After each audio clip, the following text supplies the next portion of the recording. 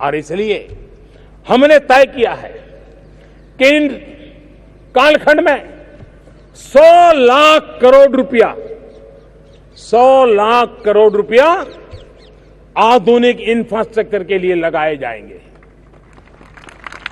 जिसे रोजगार भी मिलेगा, जीवन में भी एक नई व्यवस्थाएं विकसित होगी जो आवश्यकताओं की पूर्ति करेगी। चाहे सागरमाला प्रोजेक्ट हो, चाहे भारतमाला प्रोजेक्ट हो, चाहे आधुनिक रेलवे स्टेशन बनाने हो, बस स्टेशन बनाने हो, एयरपोर्ट बनाने हो, चाहे आधुनिक अस्पताल बनाने हो, चाहे विश्व स्तर के एजुकेशनल इंस्टीट्यूशंस का निर्माण करना हो, इंफ्रास्ट्रक्चर की दृष्टि से भी इन सभी चीजों को हम आगे बढ़ाना चाहते हैं। अब देश में सी पोर्ट के लिए भी आवश्यकता है। समान जीवन का भी मन बदला है, हमने इसको समझना होगा। पहले एक जमाना था कि अगर कागज पे सिर्फ निर्णय हो जाए कि एक रेलवे स्टेशन फलाना इलाके में बनने वाला है, तो महीनों तक, सालों तक एक सकारात्मक गूंज बनी रहती थी कि चलो हमारे यहां नजदीक में अब नया रेलवे स्टेशन आ रहा है। आज वक्त बदल चुका है।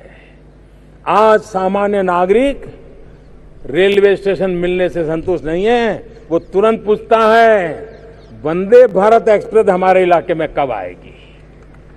उसकी सोच बदल गई है। अगर हम एक बढ़िया से बढ़िया बस स्टेशन बना दें, 5 स्टार रेलवे स्टेशन बना दें, तो वहां का नागरिक ये नहीं कहता है साहब बहुत बढ़िया काम किया है, वो तुरंत कहता है साहब हवाई अड्डा कब आएगा। यानी अब उसकी सोच बदल चुकी है।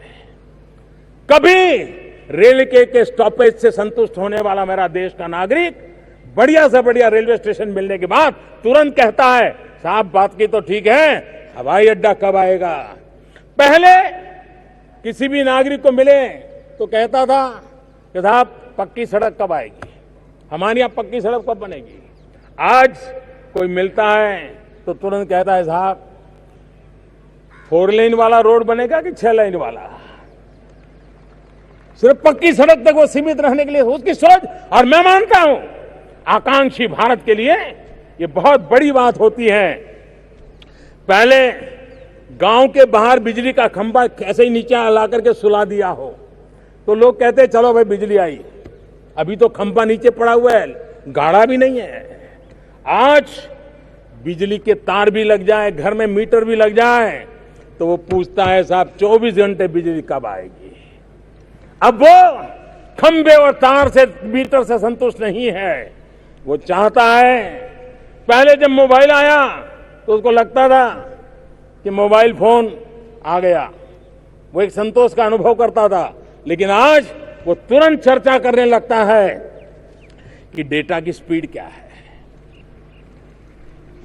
ये बदलते हुए मिजाज को, बदलते हुए वक्त को हमें समझना होगा और उसी प्रकार से ग्लोबल बेंचमार्क के साथ हमें अपने देश को आधुनिक इंफ्रास्ट्रक्चर के साथ, क्लीन एनर्जी हो, गैस बेस्ड इकोनॉमी हो, गैस ग्रिड हो, ई मोबिलिटी हो, ऐसे अनेक क्षेत्रों में हमें आगे बढ़ना है।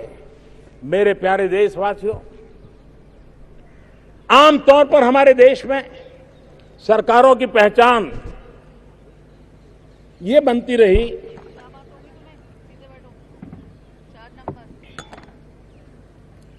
कि सरकार ने फलाने इलाके के लिए क्या किया, फलाने वर्ग के लिए क्या किया, फलाने समूह के लिए क्या किया।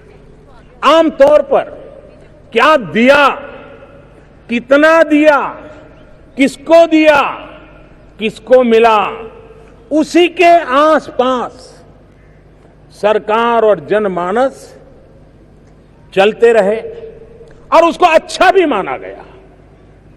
मैं भी शायद उस समय की मांग रही होगी, आवश्यकता रही होगी, लेकिन अब किसको क्या मिला, कैसे मिला, कब मिला, कितना मिला, इन सब के रहते हुए भी हम सब मिलकर के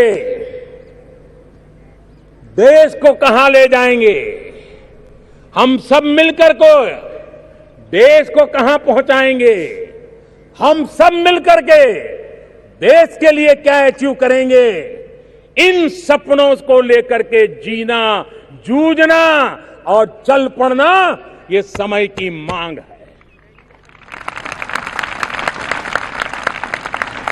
और इसीलिए $5 ट्रिलियन इकोनॉमी, इसका सपना संजोया है। 130 करोड़ देशवासी अगर छोटी छोटी चीजों को लेकर चल पड़े तो $5 ट्रिलियन इकोनॉमी कईयों को मुश्किल लगता है, वो गलत नहीं हो सकते हैं, लेकिन अगर मुश्किल काम नहीं करेंगे तो देश आगे कैसे बढ़ेगा। मुश्किल चुनौतियों को नहीं उठाएंगे तो चलने का मिजाज कहां से बनेगा। मनोवैज्ञानिक दृष्टि से भी हमने हमेशा ऊंचे निशान रखने चाहिए और हमने रखा है, लेकिन वो हवा में नहीं है। आजादी के 70 साल बाद हम $2 ट्रिलियन इकोनॉमी पर पहुंचे थे। 70 साल की हमारी विकास यात्रा ने हमें $2 ट्रिलियन इकोनॉमी में पहुंचाया था, लेकिन 2014 से 2019 5 साल के भीतर भीतर हम लोग 2 ट्रिलियन से 3 ट्रिलियन पहुंच गए। $1 ट्रिलियन हमने जोड़ दिया। अगर 5 साल में 70 साल में जो हुआ उसमें इतना बड़ा जंप लगाया तो आने वाले 5 साल में हम $5 ट्रिलियन इकोनॉमी बन सकते हैं। और ये सपना हर हिंदुस्तानी का होना चाहिए। और जब इकोनॉमी बढ़ती है तो जीवन भी बेहतर बनाने की सुविधा बनती है। छोटे से छोटे व्यक्ति के सपनों के साकार करने के लिए अवसर पैदा होते हैं और ये अवसर पैदा करने के लिए देश के आर्थिक क्षेत्र में हमें इस बात को आगे ले जाना है। जब हम सपना देखते हैं कि देश के किसान की आय 2 गुनी होनी चाहिए, जब हम सपना देखते हैं कि आजादी के 75 साल हिंदुस्तान में कोई परिवार गरीब से गरीब भी उसका पक्का घर होना चाहिए, जब हम सपना देखते हैं कि आजादी के 75 साल जब करें तब देश के हर परिवार के अंदर बिजली होनी चाहिए, जब हम सपना देखते हैं कि आजादी के 75 साल करे तब हिंदुस्तान के हर गांव में ऑप्टिकल फाइबर नेटवर्क हो, ब्रॉडबैंड की कनेक्टिविटी हो, लॉन्ग डिस्टेंस एजुकेशन की सुविधा हो, ये सारे जब सपने देखते हैं, हमारे समुद्री संपत्ति ब्लू इकोनॉमी इस क्षेत्र को हम बल दें, हमारे मछुआरे भाइयों बहनों को हम ताकत दें, हमारा किसान अन्नदाता है, ऊर्जादाता बने, हमारा किसान ये भी एक्सपोर्टर क्यों न बने, दुनिया के हमारे अंदर हमारे किसानों के द्वारा पैदा की हुई चीजों का डंका क्यों न बजे। इन सपनों को लेकर के हम चलना चाहते हैं। हमारे देश को एक्सपोर्ट बढ़ाना ही होगा। हम सिर्फ हिंदुस्तान को बाजार बना करके देखें, हम भी दुनिया के बाजार में पहुंचने के लिए भरसक प्रयास करें। हमारे हर डिस्ट्रिक्ट में दुनिया के एक एक देश की जो ताकत होती है, छोटे छोटे देशों की, वो ताकत हमारे एक एक डिस्ट्रिक्ट में होती है। हमने इस सामर्थ्य को समझना है, इस सामर्थ्य को हमने चैनलाइज करना है और हमारे हर जिले एक्सपोर्ट हब बनने की दिशा में क्यों न सोचे। हर जिले का अपना हैंडीक्राफ्ट है, हर जिले के अंदर अपनी अपनी विशेषताएं। अगर किसी जिले के पास इत्र की पहचान है तो किसी जिले के पास साड़ियों की पहचान है, किसी जिले के पास अगर बर्तन मशहूर है उसके तो किसी जिले में मिठाई मशहूर है। हर एक के पास विविधता है, सामर्थ्य है।